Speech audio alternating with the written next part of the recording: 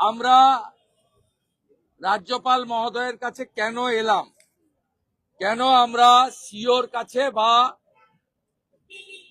Chief সেক্রেটারির কাছে গেলাম না, এ প্রশ্ন উঠতেই পারে।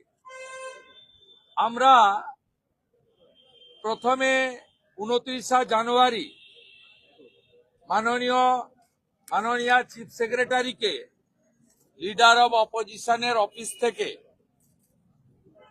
2 তারিখ বিকেল 4টায় নবান্ন এলাকা যেহেতু 163 থাকে, সেই 163কে সম্মান করে 1+3 4জন যাওয়ার জন্য আমরা জানাই, ইন্টিমেশন দিই।